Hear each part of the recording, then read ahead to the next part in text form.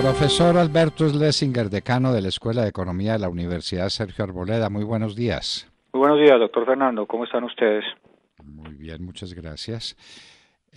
Además de hacerle daño a las plantaciones de coca, que las destruye y que se ha demostrado el único instrumento efectivo en la lucha contra la coca en Colombia y en el mundo, porque Colombia tiene el 70% de la producción de coca, según nos lo dice en este momento Europa. Además de ese daño, ¿a quién más le hace daño el glifosato, profesor Schlesinger? A ver, doctor Fernando, quisiera, si me permite, antes de dar mi opinión, hacer una muy pequeña contextualización de qué es lo que ha sucedido con el tema. Es decir, nosotros identificamos en la universidad dos temas fundamentales que claramente establecimos y lo dijimos, de que se trataba de temas de seguridad nacional que no tenían color político. Uno de ellos es el narcotráfico, en lo que creo que todos estamos de acuerdo, y otro de ellos es el tema de la producción de petróleo y gas. Basados en esto, promovimos o nos sentamos a mirar con algunas entidades cuál era realmente la situación del glifosato en cuanto a diferentes aspectos. El primero de ellos tiene que ver con el uso del glifosato en el sector agrícola, su importancia. En segundo lugar, la parte tecnológica que hay detrás de este tipo de producto y qué tipo de producto se trata. En tercer lugar, los riesgos que involucra o que implica para la salud humana. Y finalmente llegar a una serie de conclusiones ya directamente relacionadas con la lucha contra el narcotráfico, que como dijimos para nosotros es un problema de seguridad nacional, que si el país no soluciona el problema del narcotráfico, pues obviamente el resto de cosas no son viables. Entonces, en este orden de ideas, con la colaboración de la ANDI, básicamente de la Cámara de Cultivos de la ANDI, que es la que agremia y en la cual participan los principales sectores y empresas relacionados con el sector agrícola, procedimos a mirar con ellos y obviamente a través de ellos con la empresa Bayer, que es la empresa a la cual hoy en día, pues históricamente el glifosato era un producto de su propiedad, fruto de la investigación de una de las empresas que forman hoy en día parte del conglomerado Bayer, y yo por lo tanto pues tenía mucho que decir y mucho que opinar a través de la Cámara. Y de esa forma organizamos un documento, que es un documento en el cual la universidad simplemente participó como promotor de este documento, a fin de producir una información de carácter general, sencilla, basado en lo que otras entidades a nivel mundial han establecido y cuál era realmente la situación del glifosato con respecto a esos elementos que señalaba al principio. Una de las conclusiones a las cuales se llega en el documento y a las cuales han llegado muchos estudios es de que no hay una clara relación o directa relación entre lo que se alega por parte de otros estudios y parte de otras personas de que el glifosato puede ser un elemento cancerígeno y por lo tanto una amenaza para la salud humana. A este respecto, y después de que María Isabel Rueda en el Tiempo produjo un artículo y además me entrevistó a mí sobre este tema en el cual claramente expliqué de qué se trataba este documento y cuál era el objeto y cuál era el contenido, pues se ha desatado una debacle, diría yo, porque ni siquiera es un debate en que todo el mundo saltó, todo el mundo nos atacó. Tuvimos dos entidades periodísticas de la radio que fueron directamente, llegaron a poner en duda la ética mía o la ética de la universidad, suponiendo o dejando en el aire el hecho de que Bayer podía habernos estado pagando por lo que hicimos, y otras que criticaron ampliamente lo que nosotros decíamos sin ni siquiera haberse leído el documento. Pues bueno, a raíz de esto se ha destapado nuevamente la discusión sobre este tema, y yo creo que es una discusión saludable. Ha habido opiniones muy importantes, muy de autoridad y muy balanceadas, como la del profesor Moisés Basserman, también en el periódico El Tiempo, el cual llega a una serie de conclusiones que son muy claras. En primer lugar, de que hay muchos estudios, unos que dicen que sí afecta a la salud humana, otros que dicen que no, y señala específicamente que hay más estudios con la teoría o con la afirmación de que no hay una relación directa entre el cáncer en los humanos o un peligro directo al cáncer, a la salud humana por este producto, que como está conformado y como está constituido químicamente, pues es una molécula que solamente actúa sobre las plantas y al no actuar sobre actuar sobre el grupo, digamos, animal, o sea, sobre los animales en general, como pueden ser los humanos o como pueden ser los pájaros o como pueden ser los otros miembros de este género, pues obviamente no genera un efecto nocivo para ello. Lo que sí es cierto, yendo a los hechos, es que el país utilizó el glifosato como fuente de ayuda y uno de los principales elementos para erradicar la cocaína, la siembra de coca y por lo tanto pues la cocaína, porque esta es la materia prima con la cual se elabora la cocaína. Usted cuando estuvo en el gobierno le tocó participar en ese proceso y pudo ver cuáles fueron los resultados positivos en corto plazo en materia de reducción de las áreas de siembra, reducción que llegó a estar a principios de la administración Santos como efecto de la política que se venía trayendo desde el gobierno del presidente Uribe, a reducir el área sembrada en el país a cerca de 45.000 hectáreas. Pues a raíz de 2012, 2013, curiosamente cuando se inician las conversaciones en La Habana, pues es cuando empiezan a darse una serie de pasos encaminados al no uso del glifosato como instrumento o como mecanismo principal dentro de otros que existen para la erradicación de la siembra de los cultivos de coca. Y vemos cómo esos pasos empiezan en primer lugar por la prohibición de su uso por parte del gobierno, aduciendo unas decisiones que por esa época se tomaron, si no estoy mal fue en el 2015, 2016, se tomaron por una de las organizaciones que forman parte de la Organización Mundial de la Salud, en que dijo que probablemente podía haber una relación entre el glifosato y el cáncer.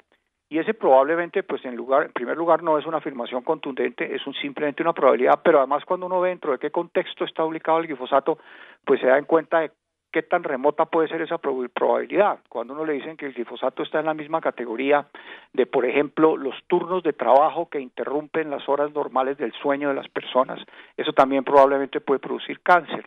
O cuando uno ve que las bebidas a más de 60, con una temperatura mayor a 65 grados, puede también producir cáncer.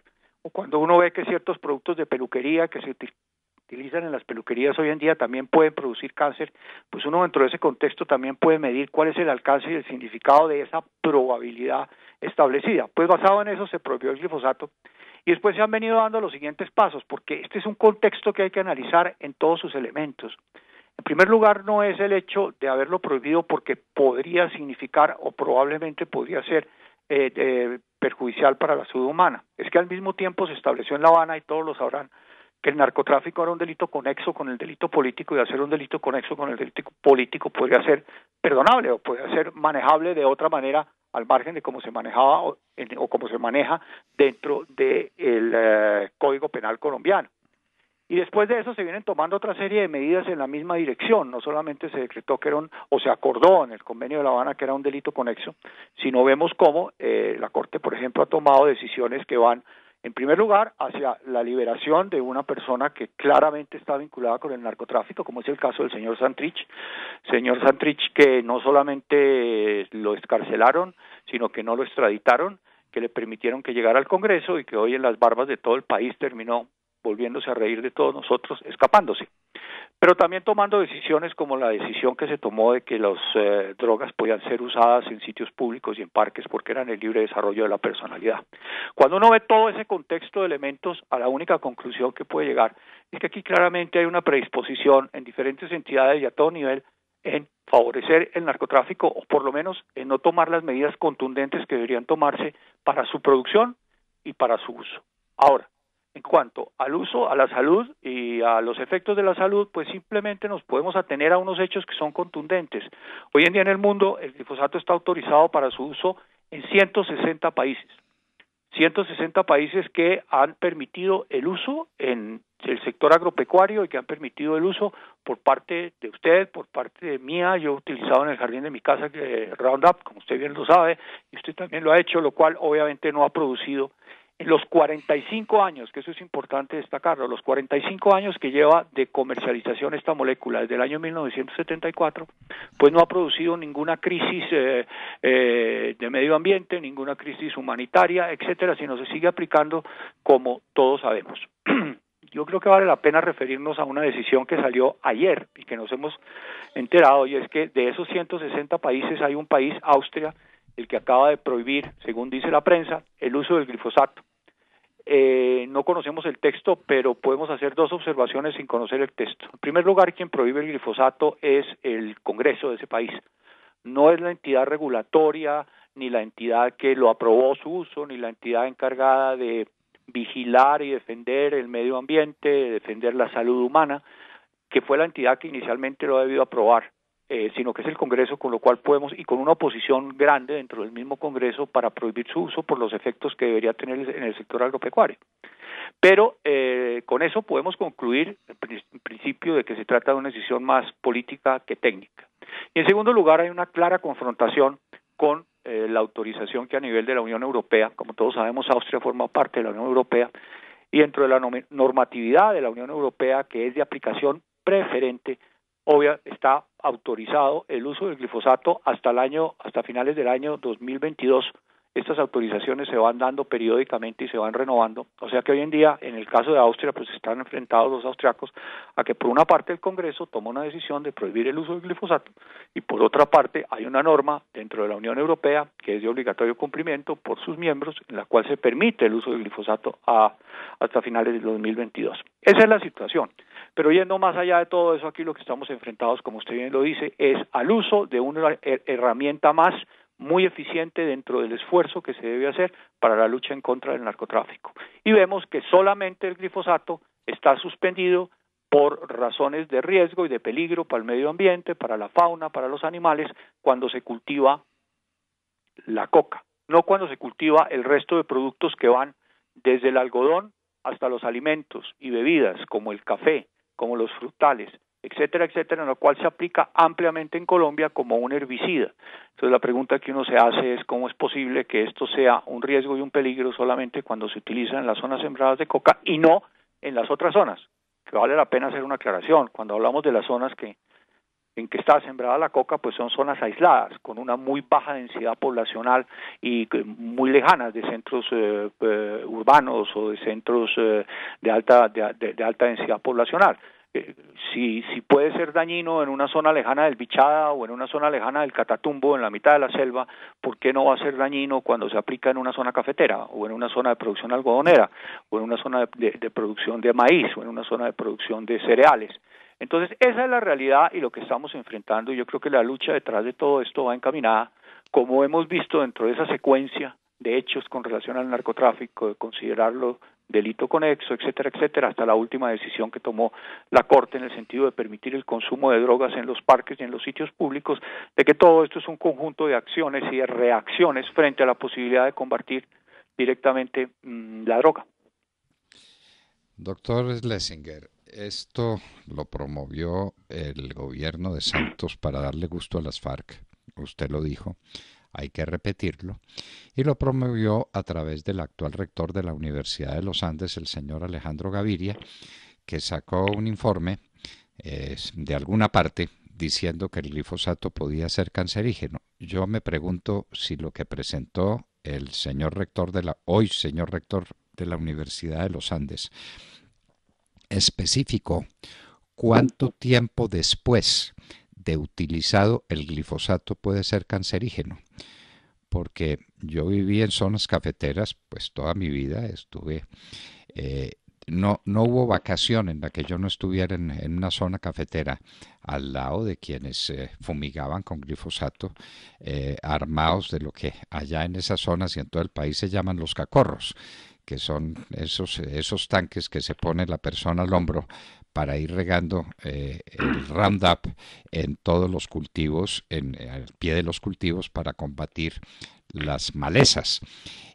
Me pregunto, ¿cuánto tiempo después de regado el glifosato puede ser cancerígeno? A ver, doctor Fernando, yo quisiera responderle a eso, además haciendo la salvedad de que yo no soy ni químico ni experto. No, pero ¿qué dicen los estudios? No le pregunto su opinión técnica. Claro, ¿Qué dicen los estudios? Yo riego glifosato y ¿cuánto tiempo después una persona que está en el sitio donde regué el glifosato puede contraer cáncer?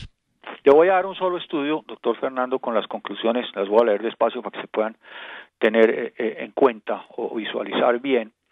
Es un estudio hecho nada menos que por el instituto, y está dentro del documento que nosotros, dentro de la presentación que nosotros ayudamos a organizar.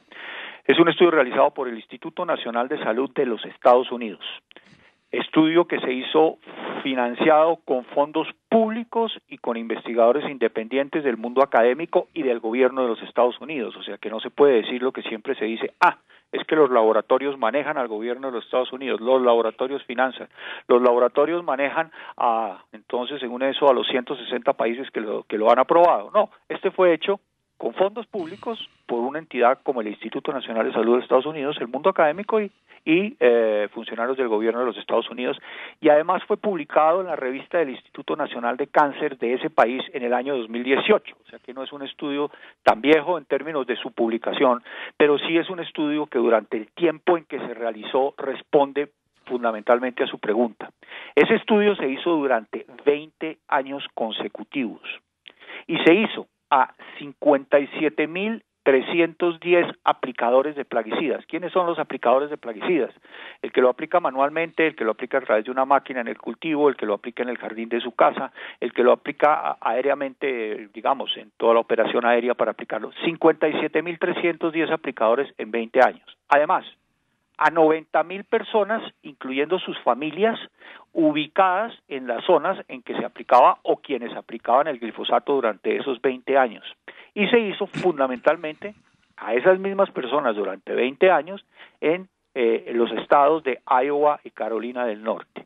La conclusión, publicada en la revista del Instituto Nacional del Cáncer, es que no se encontró ninguna conexión entre el glifosato y el cáncer.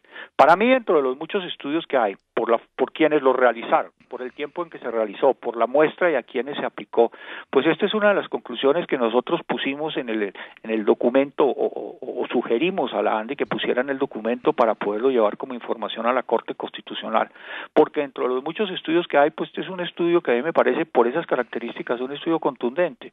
Entonces, si el glifosato no tiene conexión con el cáncer, pues obviamente el tiempo en que pueda producirlo, pues no es para considerarlo, porque simple y llanamente se encontró de que no había ninguna conexión entre el glifosato y el cáncer.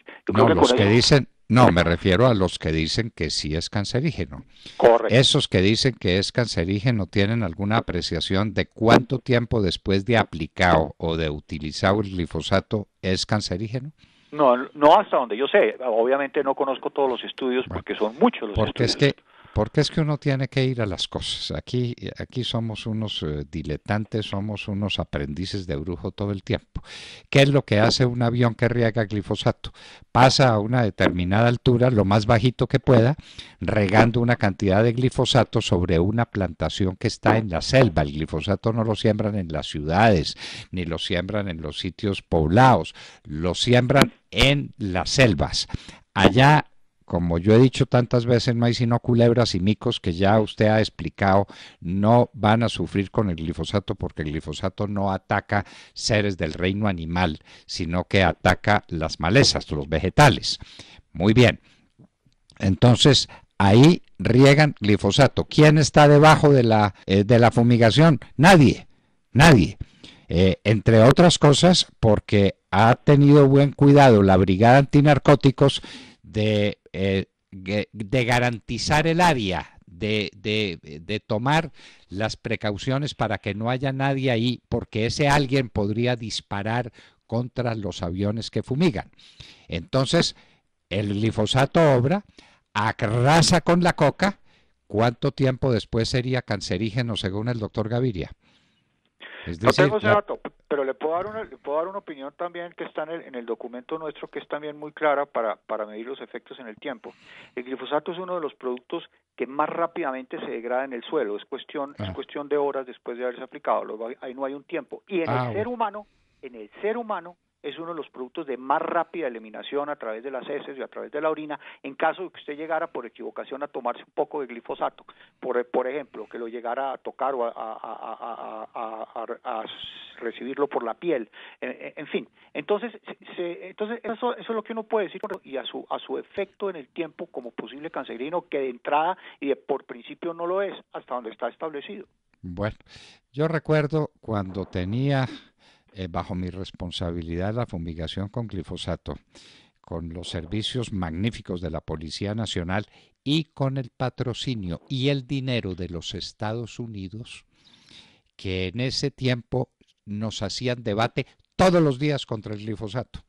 El señor Correa, aquí al otro lado en el Ecuador, decía que eso era terrible y que le tenían que garantizar 10 kilómetros de profundidad con glifosato. A ver, ¿a quién dañó el glifosato en todo ese tiempo? Que muestre el doctor Gaviria, el rector de la Universidad de los Andes, si es persona seria, un caso, uno, de un campesino que haya sido afectado con el glifosato. ¿Sabe qué sí había? Y con mucha frecuencia, malformaciones, problemas gravísimos de las mujercitas y de los niños que trabajaban con los precursores químicos para producir la pasta y para producir el clorhidrato de cocaína. Porque ahí los ingenieros químicos en ese proceso eran la mujer y los hijos del que estaba en la mitad del cultivo, o raspando la coca o dirigiendo la siembra de más arbustos de esos. Ahí sí se comprobó absolutamente que esos precursores químicos son un veneno espantoso. Los ríos de Colombia son ríos estériles. No hay un pescado en los ríos más importantes de Colombia porque los han matado los precursores químicos utilizados por quienes trabajan con la coca para convertirla en cocaína. Eso sí es mortal para la salud humana. Contra eso sí no protestó el doctor Gaviria, ¿no? El rector de la Universidad de los Andes. No protestó nunca contra eso. Lo que protestó fue contra el único elemento, el único herbicida que se ha comprobado eficaz para erradicar los cultivos de coca, porque no ha habido otro. Si hubiera otro, ya se hubiera ensayado, ya se hubiera aplicado o se hubiera descartado por alguna razón. No hay otro. Porque lo mismo que acaba con las malezas en los cafetales, lo mismo que sirve en los cultivos de azúcar y de algodón y de maíz y de todo lo que usted quiera, sirve para erradicar la coca, que es una maleza. La coca es un arbusto, es una maleza como cualquier otra, y por eso su resistencia y por eso su capacidad de soportar climas extremos y lo que se quiera. Ese es el peligro de la coca. Pero no hay ninguna relación, ni hubo nunca una prueba de que eso fuera cancerígeno. Pero había que montar la farsa porque había que darle gusto a las FARC. Si no, aquí no nos metamos mentiras. Esto se lo inventaron Gaviria y Santos, amigos de las FARC, para darle gusto a las FARC y para que las FARC siguieran con su negocio de la cocaína, que mueve miles de millones de dólares, destruye el empleo en Colombia, acaba con la paz en las ciudades y en los campos. Entonces, eso sí, ahí sí tenemos el problema.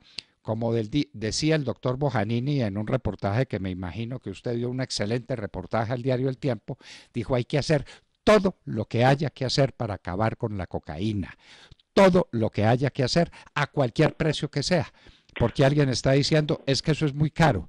Yo les agrego, nos salía gratis, porque eran los Estados Unidos los que nos financiaban la fumigación con glifosato. Y los que consiguieron que en lugar de 200 y tantas mil hectáreas que tenemos hoy, probablemente 300.000, tuviéramos 45.000 hectáreas sembradas de coca, la quinta parte o la sexta parte. Doctor Alberto Lessinger, pues lo felicito por ese trabajo de la Universidad Sergio Arboleda, y pronto tenemos que hablar sobre el otro.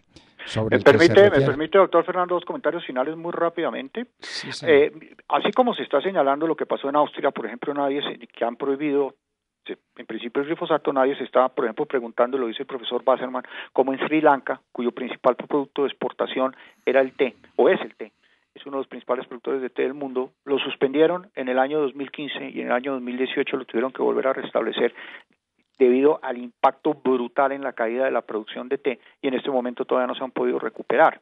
Y un final comentario de lo que pasó en la frontera con el Ecuador. Otro de los factores que se anotaban era el número de abortos y de suspensiones no naturales del embarazo. También tenemos que acordarnos que en esa zona pues estaba infestada con las FARC, y una de las cosas que las FARC hacía con las niñas que reclutaba y con las mujeres que estaban era forzar los abortos, o sea que muy posiblemente esos abortos no eran generados por el glifosato, sino eran generados por la misma actitud de las FARC.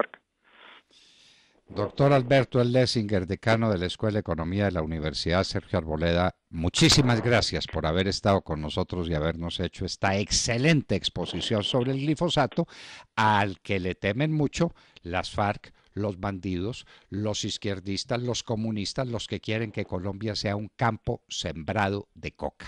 Muchísimas gracias por estar con nosotros, doctor Schlesinger. Con el mayor gusto, doctor Fernando.